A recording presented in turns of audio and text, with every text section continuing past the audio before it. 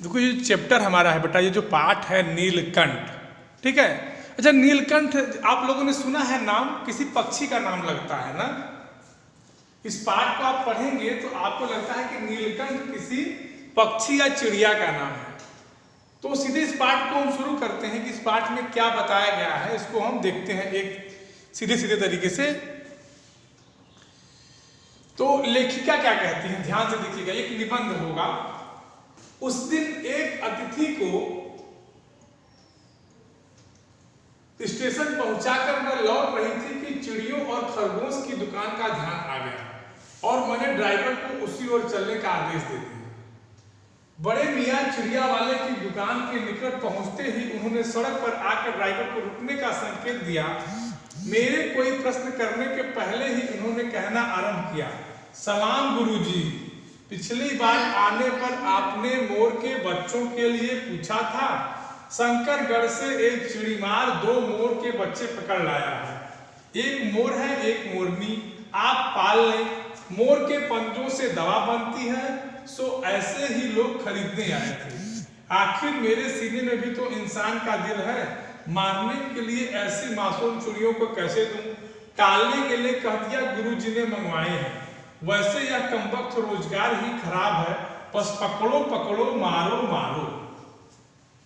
देखो ये जो पाठ है इसकी लेखिका महादेवी वर्मा है, आपको पता है? बोलिए, बोलो बेटा। ठीक, तो महादेवी वर्मा बताती हैं कि ये इनके घर कोई अतिथि आया हुआ था, उसको ये छोड़ने के लिए स्टेशन गई थी। तो स्टेशन से लौटते हुए इनके दिमाग में, जेहन में एक बात याद आई कि मुझे खरगोश और चिड़ियों को लेना है। तो ये ड्राइवर से कहती है कि तुम खरगोश और चिड़ियों के दुकान पर चलो। अब जो चिड़िया और खरगोश की दुकान जो बेचता था, जो बहेलिया था, उसका नाम था बड़े मियाँ। तो बड़े मियाँ की जो चिड़िया वाला जो दुकान था, उसकी दुकान के पास पहुंचते ही उन्होंने ड्राइवर को कहा कि गाड़ी को सड़क पर रोको, और जैसे ही वो गए तो बिना उनसे कुछ मांगे, बिना चिड़िया वाले से कुछ मांगे, चिड़िया वाले उनसे कहा कि सलाम गुरुजी, आपने पिछली बार मोर के बच्चों के लिए कहा था तो मैंने मंगा लिए हैं। और मंगाए कहाँ से हैं? शंकरगढ़ एक जगह है, तो शंकरगढ़ से एक बहेलिये ने 2 चिड़ीमार माने होता है बहेलिया, जो पक्षियों को पकड़ता है, 2 मोर के बच्चों को पकड़ लाया है। एक मोर है, एक मोरनी है, आप पाल ले, माने उसको आप अपने लिए रख ले। मोर के पंजे से दवा बनती है। उसने बताया कि मोर के पंजे से लोग दवा बनाते हैं। तो कुछ इस तरह के भी लोग आए जो मोर के बच्चों को खरीदना चाहते थे और उनको मारकर उनकी दवा बनाना चाहते थे, लेकिन मैंने नहीं दिया। मैंने कह दिया कि मैंने गुरु जी के लिए मंगाए हैं। ठीक, लेकिन फिर वो कहता है कि रोजगार ही खराब है, इसमें केवल बस पकड़ो पकड़ो और मारो मारो, मतलब चिड़ियों को पकड़ो और उनको मारो। बात समझ में आ रही है बेटा? किसी को कोई दिक्कत? बोलिए।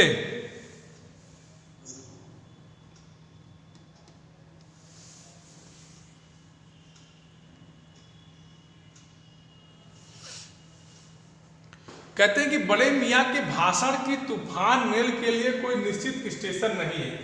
सुनने वाला थककर जहां रोक दे वहीं स्टेशन मान लिया जाता है। इस तथ्य से परिचित होने के कारण मैंने बीच में ही उन्हें रोककर पूछा, मोर के बच्चे हैं कहाँ? बड़े मियाँ के हाथ के संकेत का अनुसरण करते हुए मेरी दृष्टि एक बार एक तार के छोटे से पिंजरे तक पहुंची, जिसमें तीतरों के समान 2 बच्चे बैठे थे।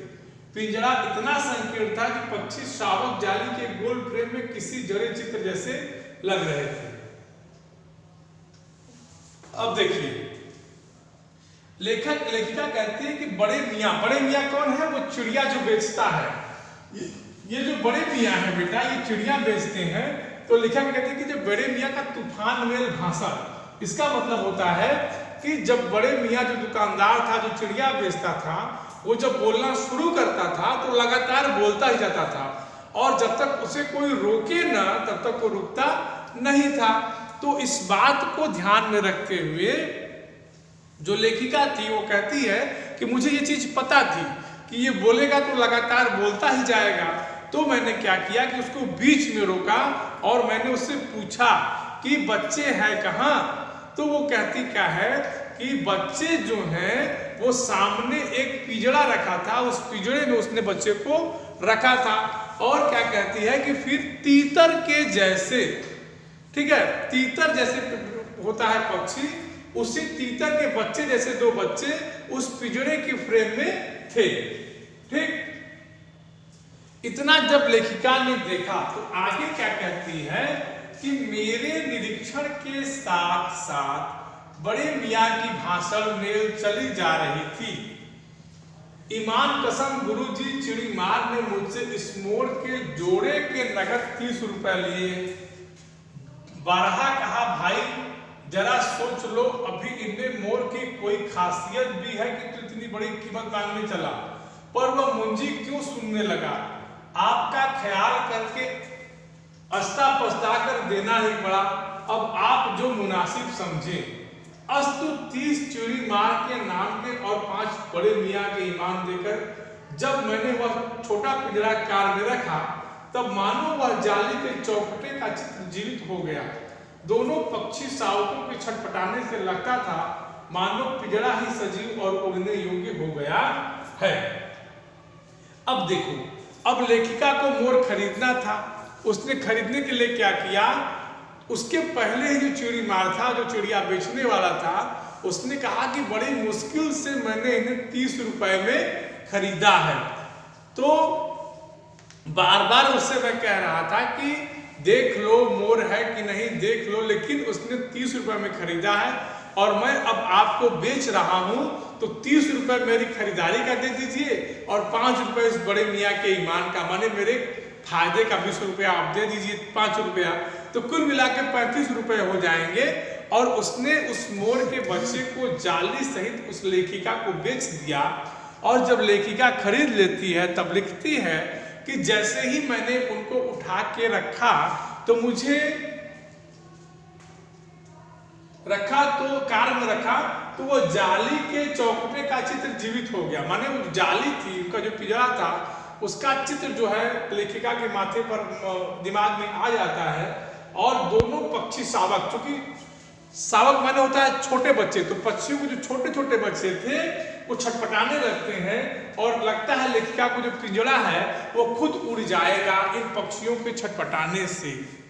ठीक है बेटा, बात समझ में आ रही है सबको? है?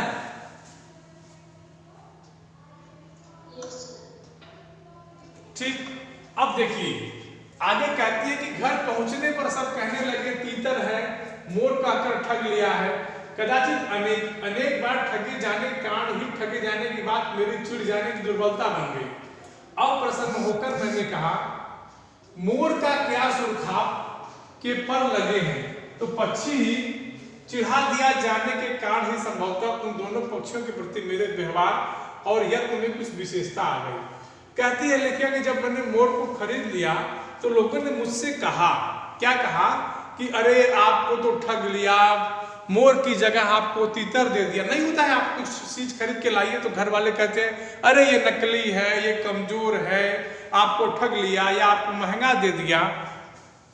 तो इस तरह की जो हरकत, ये बातें हुई बेटा, ये लेखिका के साथ भी हुई। जब उसने मोर को लाया अपने घर पे तो क्या देखती है कि घर वाले भी इस बात को कहते हैं, क्या कहते हैं कि अरे आपको तो ठग लिया गया, आपको मोर की जगह तीतर दे दिया। लेकिन लेखिका कहती है कि मुझे कभी कभी चिढ़ हो जाती थी इस बात को सुनते कि आप लोग क्यों ऐसा कह रहे हैं। ठीक है, बात समझ में आ रही है सबको? बोलिए।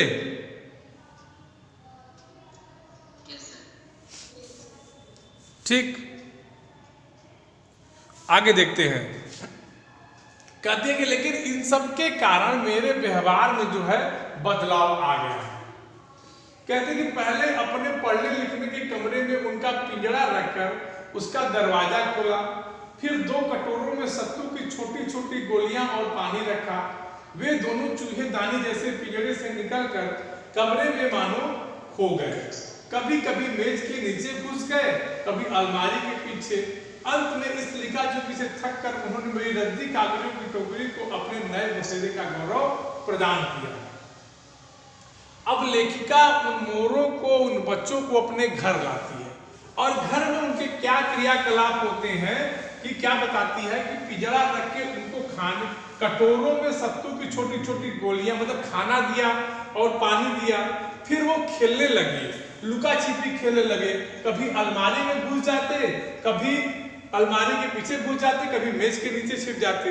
लेकिन अंत में उन्होंने क्या किया कि जो उनकी रद्दी कागज की टोकरी हो, जिसमें एक लेखिका लिख के रद्दी कागजों को फेंक देती थी, उसी कागजों के आसपास वो अपने रहने की जगह बना लिए। कौन? वो जो दोनों पक्षी शावक थे। बोलिए, ये जो पक्षी शावक थे, इन्होंने लेखिका के उसी जगह को अपना रैन बसेरा बना लिया।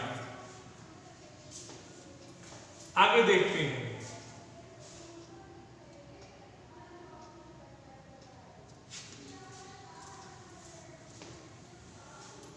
2-4 दिन में इसी प्रकार दिन में इधर उधर गुप्तवास करते और रात में रद्दी की टोकरी में प्रकट होते रहे। फिर आश्वस्त हो जाने पर कभी मेरी मेज पर, कभी कुर्सी पर, कभी मेरे सिर पर अचानक आविर्भूत होने लगे। खिड़कियों में तो जाली लगी थी, पर दरवाजा मुझे निरंतर बंद रखना पड़ता था। खुला रहने पर चित्रा, मेरी बिल्ली, इन नवागंतुकों का पता लगा सकती थी। तब उसके सोच का क्या परिणाम होता यह अनुमान करना कठिन है। वैसे भी वो चूहों पर आक्रमण नहीं करती, परंतु यहाँ तो दो सर्वथा अपरिचित पक्षियों की अनाधिकार चेष्टा का प्रश्न था। उसके लिए दरवाजा बंद रहे और ये दोनों ऐरे गैरे मेरी मेज को अपना सिंहासन बना लें, यह स्थिति चित्रा जैसे अभिमानी मार्जारी के लिए असह कही जाएगी। ठीक, देखिए मार्जारी माने होता है बिल्ली।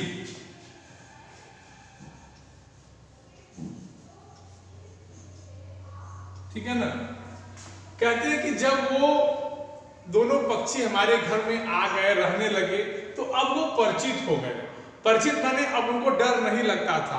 अब वो कहीं भी चले, उसी कमरे में कभी मेज पर कूदते, कभी लेखिका के कंधे पर कूदते, कभी हाथ पर कूदते। मतलब लेखिका से अब एकदम पूरी तरह से क्या हो गए, परिचित हो गए। परिचित हो जाने के बाद लेखिका बताती है कि मैं खिड़की हमेशा बंद रखती थी, लेकिन दरवाजा मुझे इसलिए बंद करना पड़ता था क्योंकि लेखिका के पास एक बिल्ली भी थी, उसका नाम था चित्रा। तो चित्रा को ये पसंद कैसे आएगा कि उसकी जगह कोई और उसका जगह ले ले।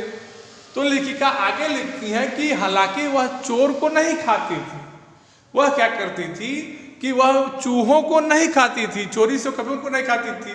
लेकिन अब चूंकि नए पक्षी आए हैं और उनको चित्रा कभी भी खा सकती थी, तो कहती है इसी बात को कि अगर चित्रा इस रूम में आ गई, इस कमरे में आ गई और उसको यह पता लग गया कि इसमें दो और मोर भी आए हैं, तब वो अपना शोध करना शुरू करती। शोध करना शुरू करती माने हो सकता है उनको, उनकी गर्दन को पकड़ के ऐंठ देती, वो टूट जाती, मर जाते। तो कहती है कि इसका अनुमान करना भी बहुत कठिन है। कौन कहती है? लेखिका कहती है। ठीक है, बात समझ आ रही है? बोलिए।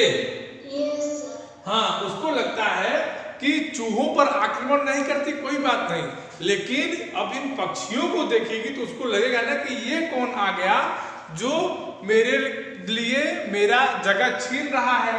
तो कहती है कि यह स्थिति चित्रा जैसी अभिमानी, मतलब बिल्ली घमंडी थी, उसके लिए यह बात बहुत कठिन हो जाएगी स्वीकार करना कि कैसे मेरे घर में कोई दूसरा आ गया है और मेरी जगह ले रहा है। यहां तक बेटा बात समझ में आई सबको? बोलिए, बात यहां तक समझ में आई कि नहीं? बोलो भाई।